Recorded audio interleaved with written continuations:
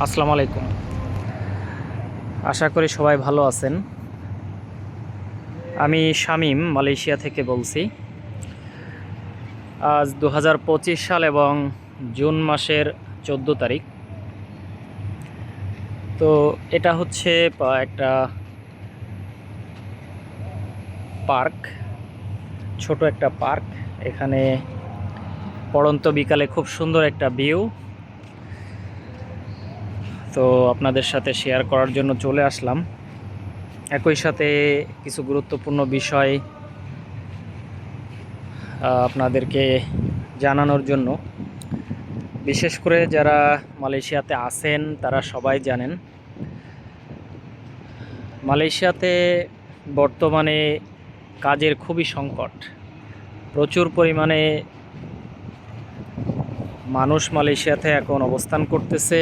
বিশেষ করে আমাদের বাঙালিদের ভিতরে অনেকেই আছেন যারা ট্যুরিস্ট ভিসায়, অনেকে কলিং ভিসায় এসেও বসে আছেন, কাজ নাই। এবং যারা ছুটিতে দেশে গেছিলেন তারাও আবার ছুটি থেকে ফিরে এসে কাজ পাচ্ছেন না। এমন অনেক কঠিন পরিস্থিতির ভিতর দিয়ে সময় যাচ্ছে অনেকের। তো এর মধ্য দিয়েও ট্যুরিস্ট ভিসায় অনেকেই হয়তো আসার জন্য চেষ্টা করছেন। তারপরেও প্রত্যেকের ব্যক্তিগত সিদ্ধান্ত। আমি আমার অভিজ্ঞতার আলোকে যে তথ্যটা জানা এবং সেটা আপনাদের সাথে শেয়ার করাটা জরুরি মনে করে ভিডিওতে আসলাম। তো বর্তমানে আপনারা যারা আসবেন তারা খুবই চিন্তাভাবনা করে সিদ্ধান্ত নেবেন, কারণ বর্তমানে কাজের খুবই সংকট। আপনি এই মুহূর্তে আসাটাও একটা রিস্ক, এবং মালয়েশিয়াতে প্রচুর পরিমাণে অভিযানও চালাচ্ছে অবৈধদের ধরার জন্য। সেক্ষেত্রে সেটাও একটা রিস্কের বিষয়। তবে প্রকৃতপক্ষে কিছু এরিয়া আছে যেটা হচ্ছে অনেকটা কম রিস্কের এরিয়াতে পড়ে। তবে বেশিরভাগ জায়গাগুলো এখন রেড জোনের আন্ডারে বলা যায়। কখন কি হবে বলা যায় না। অধিকাংশ জায়গাগুলোতে তারা এখন অভিযান পরিচালনা করতেছে মালয়েশিয়ার ইমিগ্রেশন, এবং অবৈধ অভিবাসীদের ধরার তারা একটা বৃহত্তর পরিকল্পনা নিয়েই এই অভিযানগুলো পরিচালনা করতেছে।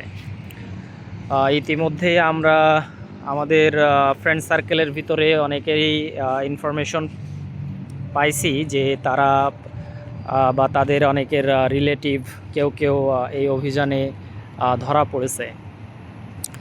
তো আমরা চাই সবাই যে যেখানেই থাকেন ভালো থাকেন। একই সাথে যারা বাঙালি হিসাবে আপনার মালয়েশিয়াতে আসতে চান, যেসব বাঙালিরা, আমরা চাই যে তারাও যেন নিরাপত্তার সাথে আসেন এবং আসার পরেও তাদের একটা সিকিউর জব এবং সার্বিক ভালো একটা ইনকাম ব্যবস্থা থাকে। সেই অভিজ্ঞতার আলোকে আমি যা প্রয়োজন মনে করলাম আপনাদের সাথে এখানকার বাস্তব চিত্রটা শেয়ার করলাম। তো তার মধ্য দিয়েও আরেকটা গুরুত্বপূর্ণ বিষয় হচ্ছে, আমাদের দেশে যেরকম যদি কোনো চাকরি করতে চায় তাহলে যেমন ঘুষ দিতে হয়, মালয়েশিয়াতে এই একটা সিস্টেম বর্তমানে চালু হয়ে গেছে। অনেক বাঙালি এজেন্ট তারা তারা আপনার কাজের জন্য অধিকাংশ জায়গা থেকে কোম্পানির সাথে তারা ডিল করে নেয় যে কোম্পানিতে যত লোক লাগবে লোকগুলা তারা সাপ্লাই করবে। তো এই সমস্ত এজেন্ট যারা আছে তারা একটা ডিলিংয়ের মাধ্যমে লোক নিচ্ছে, মাঝে মাঝে ডিক্লার দেয় বা লোক লাগবে বলে তারা সার্কুলার দেয়, এবং কাজের জন্য শুরুতেই অনেক সময় 500 রিঙ্গিত, অনেক সময় 700 রিঙ্গিত পর্যন্ত তারা নিয়ে থাকে।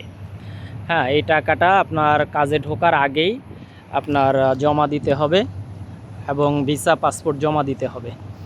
আরও একটা ইম্পর্টেন্ট বিষয় হচ্ছে, বর্তমানে অধিকাংশ কোম্পানিগুলা যারা লোক 2-1 জন নিচ্ছেও তারা ভিসা পাসপোর্ট ব্যতীত নিতে চাচ্ছে না, কারণ মালয়েশিয়ার সরকার অনেকটা কঠিন রুলস জারি করছে এবং সেটা বাস্তবায়নও করতেছে যে যদি অবৈধ কোনো কর্মী ধরা পড়ে কোনো কোম্পানিতে, তাহলে তাদেরকে একটা বড় অঙ্কের একটা ডিমান্ড বা একটা জরিমানা করা হয়, যার জন্য অধিকাংশ কোম্পানিগুলাও এখন সতর্ক এবং সচেতন। তারা বৈধ ভিসা ব্যতীত কোনো লোক নিতে চায় না। আগে এতটা দেখতো না, ভেরিফাই করতো না, লোক লাগবে, কেউ আছে ইচ্ছুক কাজ করবে, ঠিক আছে তুমি জয়েন করো, কাল থেকে কি কবে থেকে জয়েন করবা, ঠিক আছে কাজ করো।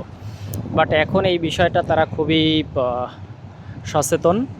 সুতরাং যারা ট্যুরিস্ট ভিসায় বা অবৈধভাবে আসতে চাচ্ছেন তাদের জন্য এটা একটা গুরুত্বপূর্ণ বিষয় যে আপনি হয়তো কাজ দুই একটা মিললেও সেখানে আপনার হয়তো ভিসা না থাকলে আপনি কাজ করতে পারবেন না। তো এই সার্বিক বিষয় চিন্তাভাবনা করে আপনি যদি মনে করেন এই প্রতিকূল পরিস্থিতিটা আপনি মোকাবেলা করে টিকে থাকতে পারবেন, তাহলে আপনি আসতে পারেন। একই সাথে হয়তো বা প্রথম অবস্থায় আসার পরে আপনার যদি কাজের প্রয়োজন হয় জরুরি ভিত্তিতে, তাহলে এরকম এজেন্ট ভিত্তিক যারা কাজ দেয় হয়তো 500-700 রিঙ্গিত ঘুষ দিয়ে, অর্থাৎ বাংলাদেশ টাকা 700 যদি ধরা হয়, প্রায় 20,000 টাকা বাংলাদেশ টাকা, 20,000 টাকা আপনার ঘুষ দিয়ে তাহলে কাজ নিতে হবে। এরকম সিস্টেমও অনেক জায়গায় দেখা যায়। তো যাই হোক, সর্বোপরি যতটুকু ইনফরমেশন প্রয়োজন মনে করছি আপনাদের সাথে শেয়ার করলাম, যেটুকু আমি জানি। এরপরেও আপনাদের যদি কোনো প্রশ্ন থাকে, জানার বিষয় থাকে, কমেন্ট বক্সে অবশ্যই জানাবেন। আমি চেষ্টা করব সঠিক তথ্যটা আপনাদের কাছে পৌঁছে দেওয়ার। সবাই ভালো থাকবেন, সুস্থ থাকবেন সেই দোয়া করি। আল্লাহ হাফেজ।